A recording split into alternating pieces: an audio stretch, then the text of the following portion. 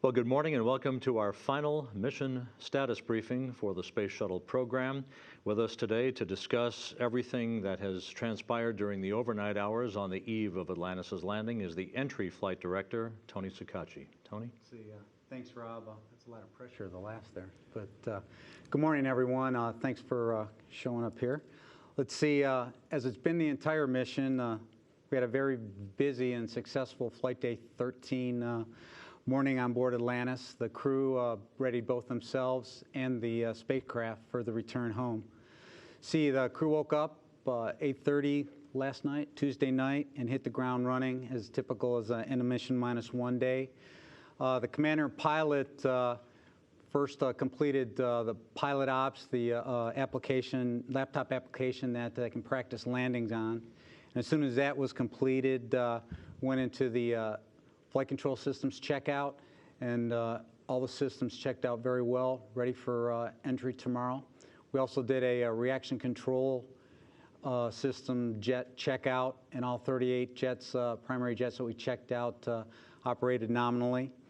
See, we also during the day we did a L-1 comm check using Myla down at KSC, and that all went very well.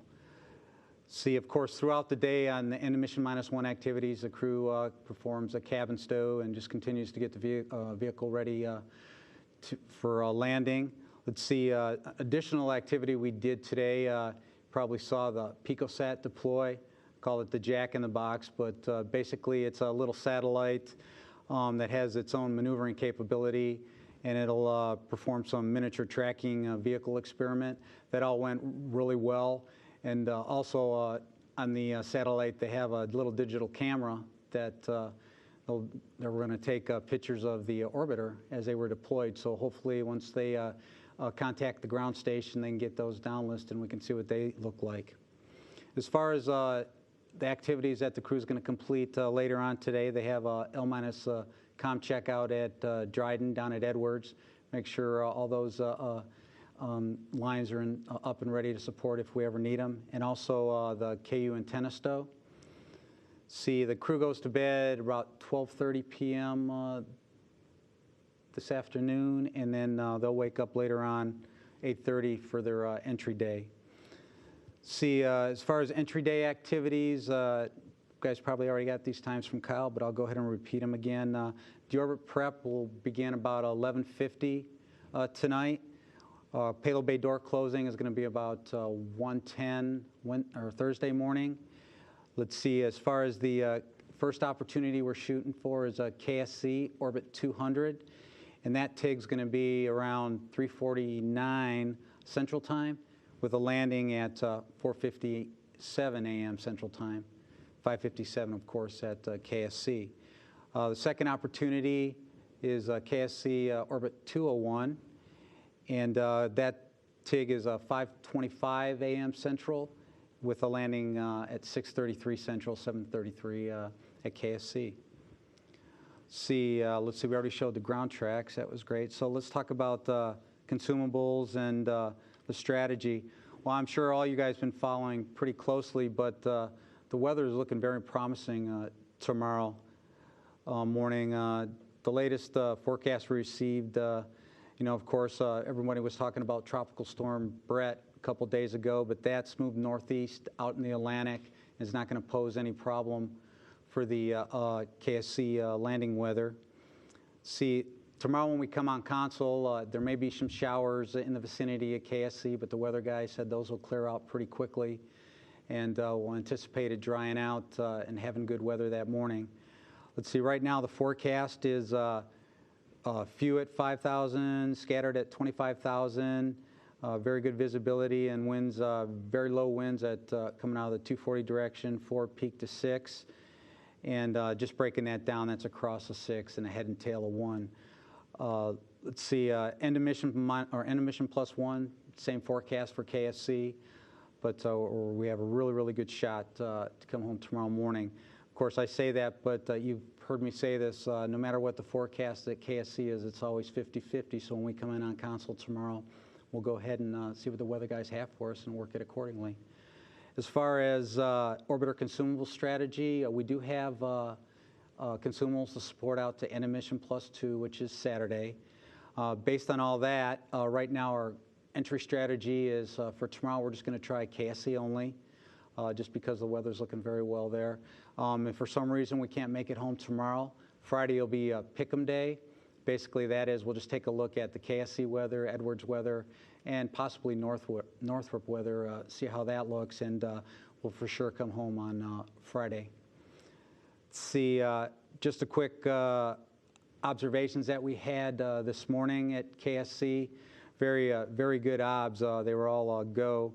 At deorbit TIG, it was few at 1,300, few at 6,000, scattered at 30,000, and the winds were very light. And at landing, same observation. So again, today looked pretty good, and we expect the same for tomorrow. Let's see, and that's all I had, Rob, to report, so I'll take any questions. Okay, we've got questions here in Houston, Tony, and a number of reporters on our phone bridge, so we'll start off here. Robert? Okay. Hi, Robert Perlman with CollectSpace.com with two questions. First, given that you have consumables, and I know we heard the crews call down earlier today saying they'd be happy to land in day or night, but if the commander were to call down tomorrow and say, the weather's solid, let's go for a day landing, would that affect your decision to wave off for the first rev? No. Okay. You know, I know that everybody's looking forward to that, but you really don't know, just you guys all know the KSC weather. And any minute it can change. And if you have a good opportunity, you're going to take it, no matter if it's day or night. So, you know, Leroy, you heard Leroy talk yesterday. It's just, you know, whenever we have a good opportunity, you never pass it up, because you never know what that next opportunity is going to give you. So I would say that even if the first opportunity was forecast go, that's one we're going for. And I saw on the TV schedule that you're planning to deliver some closing remarks to your team after Atlantis is down on the ground. Can you just talk a little bit about what you've been doing to prepare for those remarks, if anything? Or have you written them, or are you going to just speak from the moment? No, I've written them down because I wanted to make sure to capture that moment I had all the right words. And I know that I'm not the greatest person doing speeches, so I wanted to make sure I had it written down and made sure I, again, captured everything. It's a very historical event. But of course, my first and utmost thing is to make sure I get the crew home safely. But then after that, we'll sit down and give some closing remarks to the folks. Phil? Philip Sloss with NASASpaceflight.com. A couple questions. First, could you just run through the forecast for the other CONUS sites for Edwards and Northrop? Let's see. Edwards is basically sky clear for the next 2 days. The only, and on Northrop, I think it was end of mission +1, there's monsoonal weather coming in there that there's going to be some showers within 20 or 30 miles. So again, we'll just take a look at it and see how it goes. Thanks. And then I had a question about the timeline for today. Pre-flight, the crew talked about this day having pretty much no white space, and of course during the mission they've been getting way ahead of the timeline frequently, and so again it sounded like today they jumped into the pilot ops and then the flight FCS checkout, and it also looked like there was some white space on the board even going into today. How would you assess the crew's work capacity on this flight? You know, they're very motivated. They want to make sure that this last mission is a complete success. And, you know, when we talked about our pre-flight, they just said, you know, we're going to keep pressing. We're going to do, you know, work as hard as we can because we want to make sure it's a success. You know, last night we put them to bed a half an hour early, and they woke up a half an hour early. And, you know, we planned things for them. You know, they have a 2.5 hour post sleep they had today. Well, they decided that instead of, you know, getting all their post sleep in there, they wanted to press on with the pilot ops and just get ahead of the timeline, and that's what they did. Okay, time to go to the phone bridge. We have a number of reporters lined up, and we'll start off with Marcia Dunn. Marcia? Yes, good morning. Can you hear me? Sure can. Yes, Tony, there were some moving words this morning from space down to mission control, not to mention a poem. And I'm wondering your feelings as you heard all that coming down, poetry, moving words from the crew. I know, you still have landing to focus on, but surely you must have been feeling some sentiments at that time. Well, I don't think you'd be human if you didn't feel something. And every time you feel something, you have to remember that, this thing's not over yet.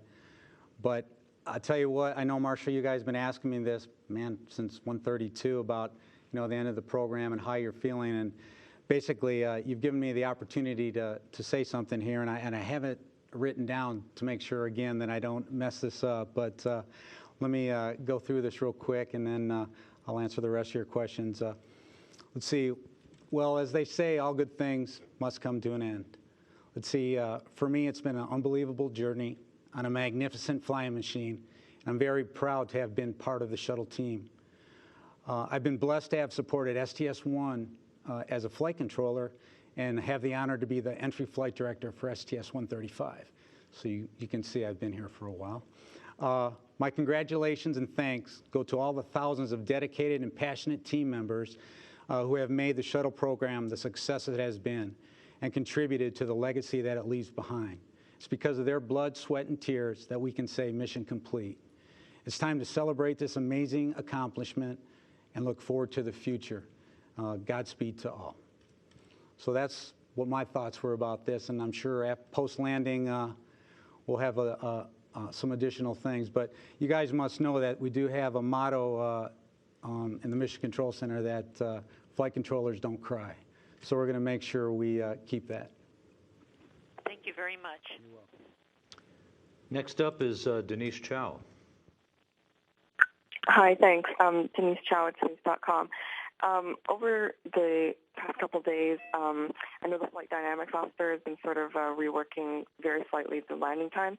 I was wondering if you could explain the main things that go into how they decide what the landing time will be. Thanks.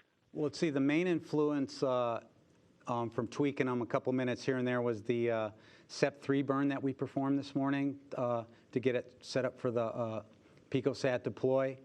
So they were just determining the right delta V, and of course raising the or basically lowering the orbit, and that's just going to change the TIGs for the deorbit burn. And that was the main influence of that. Okay, I think, excuse me, next up is Leo Enright.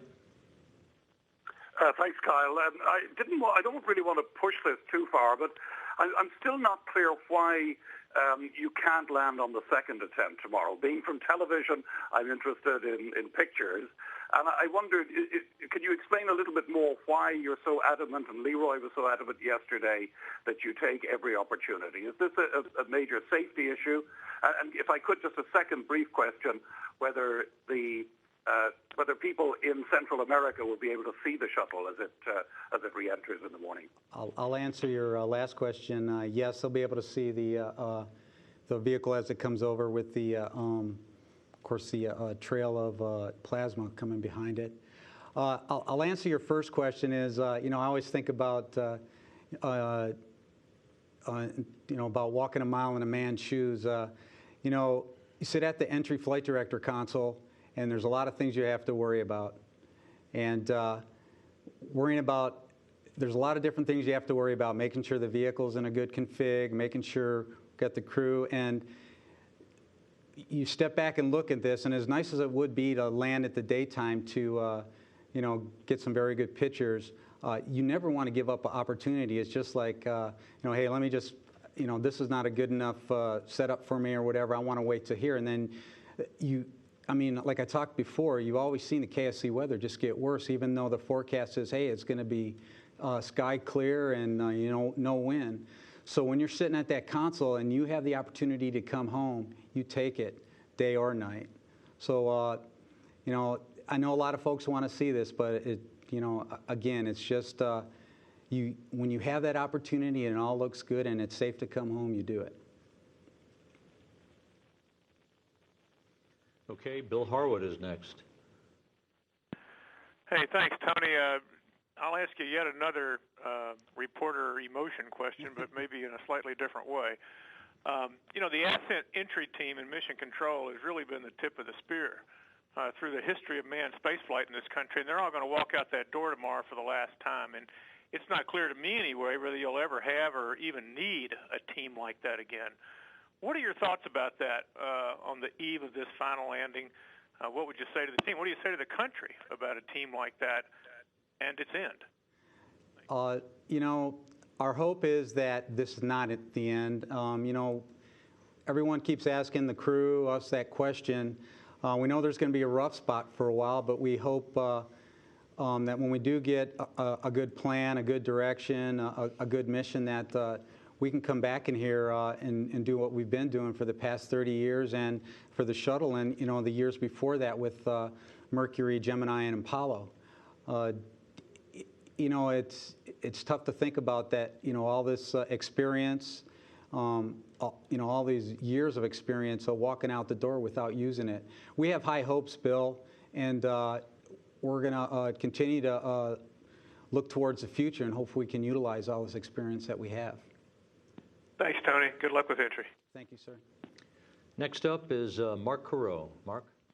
Yes, thank you. I just wanted to see if you had any updates on the TPS survey from yesterday, if it all still looked good. Let's see, Mark. When we were on console, the TIC folks did report that they completed 100% of all review of the imagery. Nothing stood out at that point in time, but of course they got to go through their standard process, speak with the management team and such, and I think that's earlier today that they're going to come back with the final assessment. But we did know that they completed it, and we're just standing by to see what the final report is. Okay, thank you. And I had a weather question as well tomorrow for Florida. It sounds like the forecast is basically the same for both landing opportunities, but I wanted to make sure if that was your sense of it as well. Yes, sir. Thank you very much. Okay. We have Irene Klotz on the line. Thanks, Rob. Tony, did the landing time change again now? Is it back to the 5:56 from yesterday's 5:57? Did I hear that right? No, it's still around 5:57. And, I mean, it's rounding up. A couple of seconds short of that. Yeah, rounding up to that. Okay, so main gear touchdown is still 5:56 and some number of seconds? It's 5:56:58 right now, Irene. Yeah. Okay. I just round up. Thanks very much. I round up because that's too many numbers for me. Tony rounds up, we round down so you don't miss anything. Yeah, and the editors do something else, so just want to clarify that. Thanks. Bye. Okay. You're welcome. Gina Sinceri is next. Gina, are you there? Okay, I don't think we have Gina on the line anymore. Guess not. Any questions back here before we close? Robert? Just hi, Robert Perlman with CollectSpace.com with just one follow-up. You mentioned a tradition of not crying in mission control. There have been other traditions in the past of on landings of American flags or cigars or other things like that. Do you have any plans to pass out anything to your team? Right now, no. You know, of course, we can't smoke in the control center anymore. You know, and but I think one of the things that I'm going to try to do is, you know, again, it is a historical moment, but we still need to make sure we get the crew safely off the vehicle and we get the crew safe for handover to KSC. Once we get that complete, I think one of the things that I really want to do is get the entire team up in the flight control room, the white Ficker, and just have us all sit there, soak it in, and just watch the crew walk around and congratulate on each other on a job well done. Okay, I think that wraps up all of our questions. We'll close with a few programming notes. The STS-135 Ascent Imagery Highlights replay that you've been seeing over the last day. We'll have two more replays of that at 9 a.m. and 10 a.m. Central Time. As Tony mentioned, the crew begins its sleep period at 12:29 p.m. Central. Our flight day highlights begin at 2 p.m. Central Time today. We're on Rev N as in Nancy of the TV schedule. The crew will wake up at 8:29 p.m. Central Time tonight to begin deorbit preparations for the final landing in Space Shuttle program history, and we'll make history together. That's it. Stay tuned. Thanks a lot.